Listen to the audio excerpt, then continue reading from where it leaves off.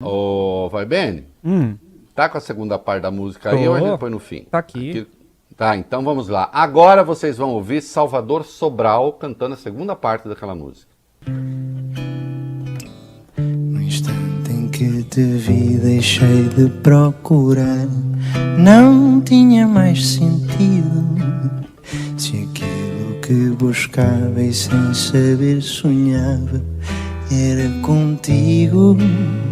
E desde logo ignorei o teu pedido, pois o que dizia a tua boca era pelos olhos desmentido. Investi sem hesitar, nunca quis nada tanto assim. Tudo fiz por um beijo, mas não foi só um beijo para mim. E aí a gente vai ouvir no fim do programa a terceira parte que os dois cantam juntos. Que voz, hein, Salvador Reinaldo? Sobral é hoje o maior cantor do mundo. É um português. Ganhou o Festival Eurovision em 2016. É um cantor de jazz espetacular. E ele é espetacular desde que ele era um garoto, que 15 anos, 16 anos, ele já era um jazzeiro impressionante. A irmã dele também é uma grande compositora. É maluco de pedra, maravilhoso. Fez uma cirurgia, fez transplante do coração com 24 anos. As coisas assim, completamente. Hoje tem 30, é isso? Hoje deve tá por aí. É um sujeito espetacular. Espetacular. E o Antônio Zambujo, idem, canta com muitos cantores brasileiros, enfim. O Portugal hoje faz uma bossa nova espetacular. Aqui a gente está fazendo umas coisas um pouco piores do que isso. Olha aqui. Dizia o poeta latino Horácio, o Momento Bruno Capó cultural. Montalvão. Est modus in rebus. Hein? Há uma medida nas coisas. As coisas têm que ter medida. E nós estamos começando a perder a medida no Brasil. O que nós vamos ouvir agora é de extremíssima gravidade. E eu vou dizer por quê. Vai lá. A vice-governadora de Santa Catarina, Daniela Heineher, assumiu hoje interinamente o governo do estado. Aliada dos Bolsonaro, ela fica no cargo enquanto o governador Carlos Moisés, que é do PSL, estiver afastado, que pode durar até 180 dias. O site The Intercept Brasil mandou um repórter para a cerimônia de posse dela. O repórter lembrou que o pai dela, o professor Altair Reinhardt, é um negacionista do Holocausto, Reinaldo. Ele chegou a vender e a divulgar até em sala de aulas livros da editora Revisão. Um deles, de autoria de S. E. Castan, chama Acredite. Acabou o gás, o fim de um mito, negando que tenha havido câmaras de gás em Auschwitz, em Majdanek. O repórter quis saber se ela repudiava as ideias do pai. Vamos ouvir a pergunta e a resposta da governadora. Então, eu acabei de ser julgada por atos de terceiros e fui absolvida na comissão mista, que reconheceu que eu não tive participação alguma em atos praticados por terceiros.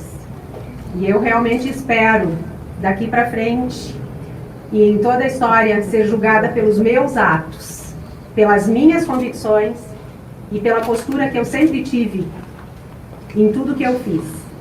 Eu realmente não posso responder, ser julgada ou condenada pelo que esse ou aquele pense.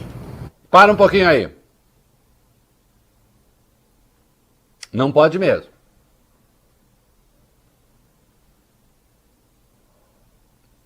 As indignidades do pai não passam para os filhos. Os filhos não respondem pelos crimes dos pais. Tá certo? A não ser que eles sejam beneficiários de crimes cometidos pelos pais, é outra coisa, né? Na área financeira. Tá certo. Mas a pergunta, é uma pena que a pergunta não esteja aí. A pergunta do repórter Intercept foi muito específica. Ele disse, seu pai é um negacionista. Seu pai promove livros da editora Revisão que nega o Holocausto. Seu pai é um militante negacionista do nazismo. E ele quer saber como ela se posiciona em relação ao negacionismo. E, portanto, as ideias do pai é absolutamente procedente. Opa! Claro! Tanto é procedente. Aliás, a resposta que ela deu evidencia quão procedente é a pergunta.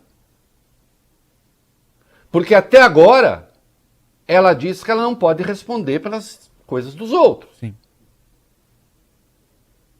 E a partir de agora, cumpriria, então, fazer o mais claro, evidente e inequívoco repúdio ao nazismo, ao negacionismo e sim às ideias do pai.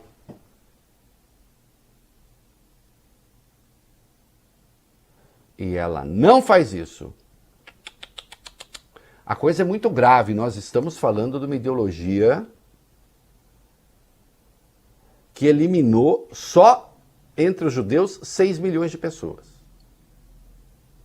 Apenas porque judias eram. Mas não só os judeus. Também os ciganos, também os homossexuais, também os comunistas, também quem quer que pensasse de maneira diferente ou que trouxesse aquilo que eles consideravam uma gota de sangue impuro.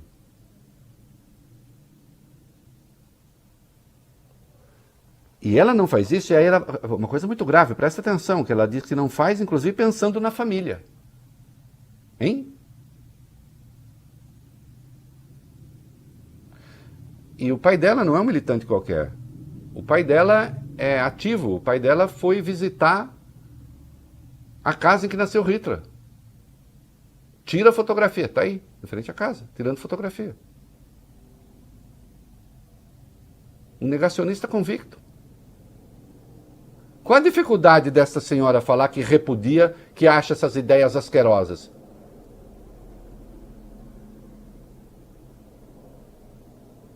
Não disse. Solta aí. Pense. Eu respeito, volto a dizer, eu respeito as pessoas, independente do seu pensamento, eu respeito as pessoas, eu respeito os direitos individuais e as liberdades, e qualquer regime que vá contra o que eu acredito, contra esses elementos que eu lhe disse, eu repudio. Existe uma relação e uma convicção que move a mim, e eu acredito que a todos os senhores, que chama família. E me cabe, como filha, manter a relação familiar em harmonia, independente das diferenças de pensamento, indiferente das defesas. Eu sou uma pessoa como todos vocês que tem problemas, que tem diferenças no seu meio familiar, que sofre, que chora, que sorri, que vibra. Diferença no meio familiar, aí pode ser, olha, desde a diferença de um gosta de jiló e o outro prefere quiabo, duas coisas detestáveis. Concordo. Né? Até um ser corintiano, outro ser palmeirense, um ser liberal, outro ser esquerdista, um ser... Nós não estamos falando disso aqui. Nós estamos falando de outra coisa. Nós estamos falando do horror. Do limite do limite. Do extremo do horror. Não precisava ter entrado nessas considerações. Bastava, aspas, repudio as ideias do meu pai. Fecha aspas. Qual a dificuldade de dizer isso? Vem cá, se o pai dela marcar uma concentração de nazistas em praça pública, na condição de governador, ela manda reprimir ou não?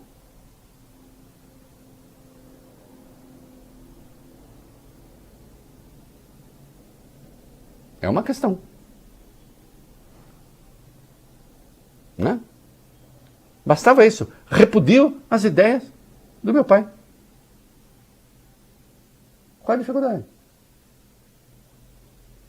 Ninguém está pedindo que ela odeie o pai dela.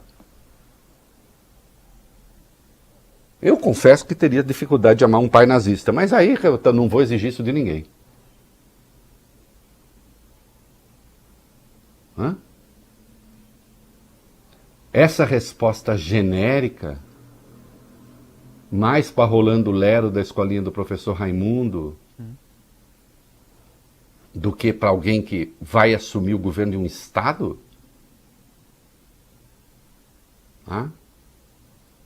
Aí não.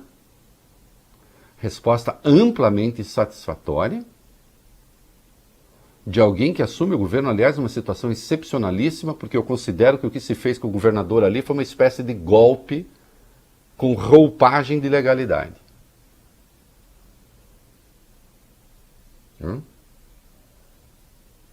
Que o bolsonarismo resolveu se juntar àqueles que queriam botar o governador para fora e depois resolveu salvar aquela que é a bolsonarista da turma. Não, não, não, não, não. Estamos falando aqui de negacionismo, de revisionismo do Holocausto. Né? De alguém que divulga um livro chamado Acabou o Gás. Negando a operação de extermínio dos judeus. E ela foi incapaz de dizer 5 palavras, considerando artigo e preposição. Repudio as ideias do meu pai. 6, né? 6 palavras. Curtinhas. Muito ruim. Porque ser incapaz de dizer isso significa também que pode haver uma dependência emocional, inclusive, envolvendo esse tipo de coisa que não dará à governadora a disponibilidade para tomar decisões importantes nessa área.